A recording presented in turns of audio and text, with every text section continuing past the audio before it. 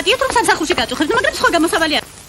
ბოლოს ქუჩაში ხომ არ დაგიხსნებით? თქვენ არასოდეს არ ბრძანდებით სახლში. დაბრძანდით ქალბატონო, რაშია საქმე? საქმე იმაშია, რომ მე გახლავართ თქვენი მეზობელი. სასიამოვნო. ხომ ერთი სართულით დავლა. ახლა ხან გავაკეთებინე რემონტი, მაგრამ საქმე ამაში როდია? ერთი თვის განმავლობაში თავდებად ექიმუშებს. საკუთარი ხელებით ვაზაბების აღებების ღმერთო ჩემო რამდენი ვიწვანე.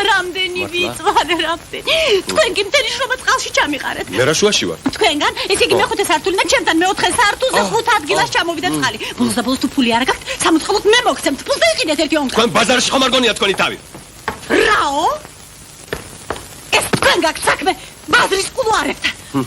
როდის მიიღეთ ბინა? რა თქვენი საქმეა? თქვენ იცით რომ იმ ბინაში ერთი ღამე არ გაგიწევია? როგორ მიბედავთ? სრულობთ. თქვენ არც ერთ მეზობელს თვალით არ უნახი ხართ. მიიღეთ ბინა და დაკეტილი გაქვთ. მაშინ როდესაც ამდენი ხალხი უბინაოთაა. ქალბატონო, რა თქვენი საქმეა? დაკეტილი მაქვს ბინა თუ ღია? ცხოვრო ბინაში თუ არა? თქვენ იცით ვის ელაპარაკებით? თქვენ თუ იცით ვის ელაპარაკებით? მე არ ვიცი და არც მინდა ვიცოდე. თქვენ გეტყობათ, არც გაზეთებს კითხულობთ, არც ჟურნალებს ათვალიერებთ, არც კინოში დადიხართ, არც სპექტაკლებს ესწრებთ. გაზეთებსაც ვკითხულობ, ჟურნალებსაც. კინოშიაც დავდივარ, სპექტაკლებსაც ვესწრებ, მაგრამ თქვენ არსად არ მინახი ხართ. ძალიან საინტერესოა. ასეთი უკულტურო და გაუნათლებელი ადამიანები როგორ ახტევენ ამ თანამდებობას. დებერტად როგორ უძღვებით ამ მითხარი გენძალე რა ქვია ერთიან დაწესებულებას. მიბრძანდით გარეთ და წაიკითხეთ. მე თქვენ ამ ადგილს დაგაკარგვინებთ. არ შემაშინოთ.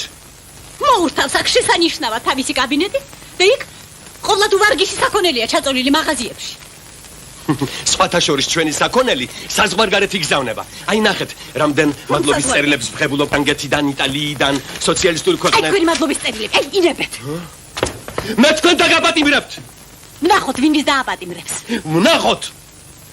ვნახოთ.